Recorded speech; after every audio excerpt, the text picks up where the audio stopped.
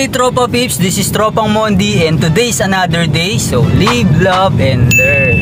For today's video, mga Tropa Pips, pupunta kami ngayon sa car shop. Sana ma-entertain kami kasi rainy season ngayon. Ang advice kasi nila mas maganda daw na palagyan ng tint yung sasakyan kapag may araw para mas mabilis daw matuyo. So sana nga ma-entertain kami ngayon, maghahanap kami ng car shop. Then ang problema kasi namin, maliwanag siya, ayan, kapag daylight. Pero kapag naman gabi na, sobrang dilim, halos di na namin makita, lalo na tong harapan tsaka yung gilid. Tapos ang problema naman nitong sa gilid, di na namin halos makita yung side mirror niya. Kailangan pa namin ibaba yung window para mas klaro or clear na makita yung side mirror. Di na kasi namin makita yung mga sasakyan sa likod, tapos yung mga nandito sa gilid, lalo na tulad niyan, umuulan. So mas mahirap, kaya ipapapalit na lang namin na mas clear na tint para hindi kami mahirapan.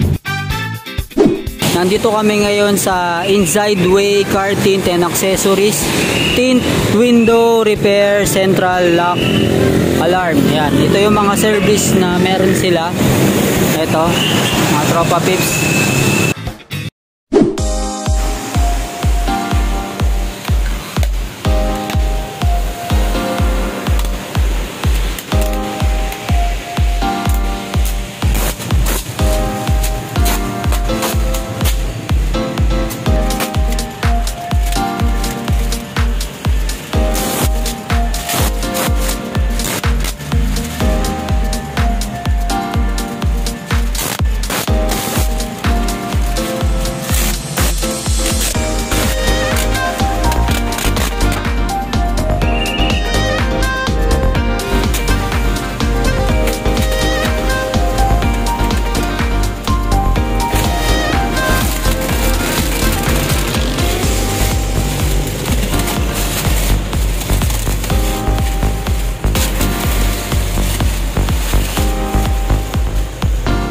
Ito na mga Tropa Pips, kitang kita na yung loob kasi wala na yung tint, tinanggal na nila. Ito mainit, pumapasok sa loob pag ceramic. Kahit ipagbaliktad natin yan sir. Oo, baka tsena lang pala.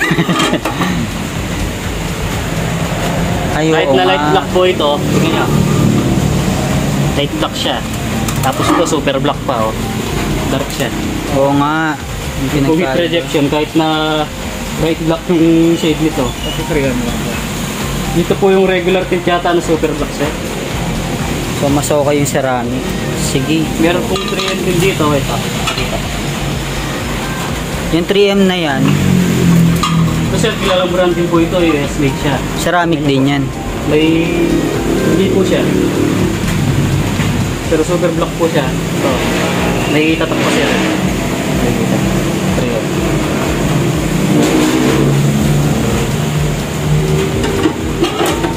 Compare po natin sa ceramic.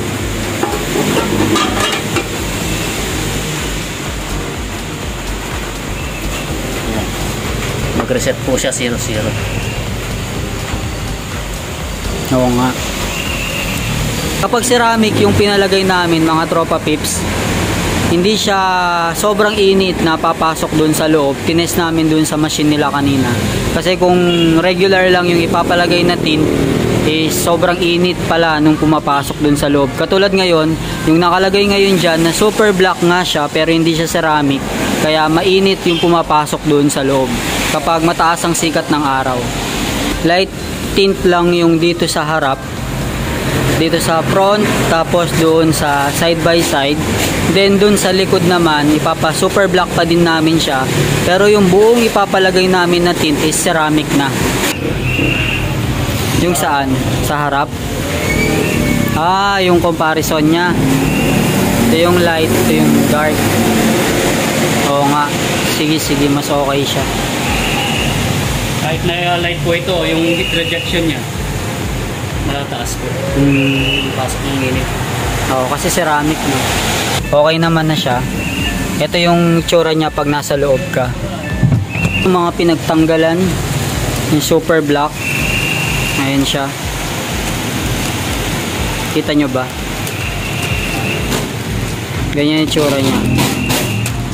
check natin mamaya yung ilalagay nila kung mas lighten na siya dito. Kaya mga tropa pips, itetest namin yung pinagtanggalan dun sa sasakyan kung ceramic ba yung nakalagay or hindi. Ito yung pang tester nila ng heat. Itong part na to ceramic, ayan, hindi mainit. Tapos itong part na to, wow, sobrang init nga. Kaya pala mainit yung loob ng sasakyan kapag mataas ang sikat ng araw. Galing. Galing.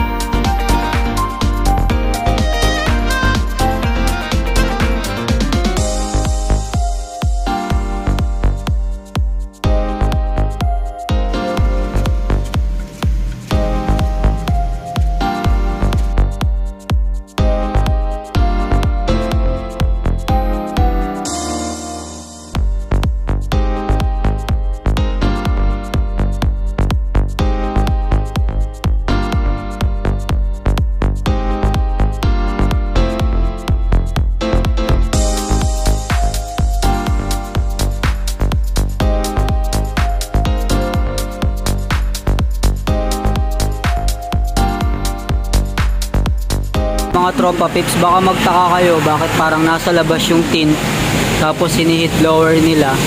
Nilalapat lang nila yung tint dito sa labas. Ayan, para pag nilagay nila sa loob is parang naka-curve na siya na ganun. Pero sa loob din nila ilalagay yung tint. Nilalapat lang nila para mag-curve.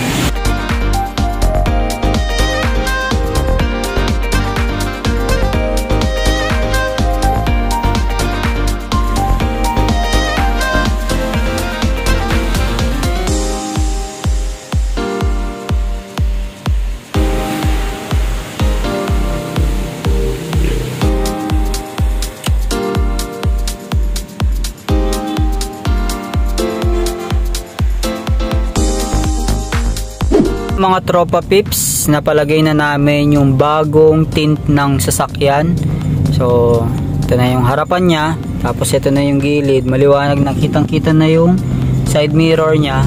Tapos yung dun sa likod, ayan, kung mako-compare, tapos ceramic na rin siya. Dinemo kanina kung paano or ano ang pinagkaiba ng ceramic sa hindi ceramic. Tapos ito pa, yung medyo light lang na black, kitang-kita na siya. Yan mga tropa pips. Advice nga pala nila mga tropa pips, wag muna naming ibababa yung window ng 3 days. Pero dahil rainy season ngayon, mas maganda na daw na mga 1 week. Wag nang ibababa muna yung window niya dahil basa pa daw dun sa medyo ibaba ng window. So yun lang mga tropa pips. Thank you for watching. Thank you sa pagtambay. Have a great day. That's all for today. Please don't forget to subscribe, like, and leave a comment. share nyo na rin sa mga tropa pips nyo and hit the notification bell para updated kayo sa next video ko. Always remember, live, love, and learn. God bless!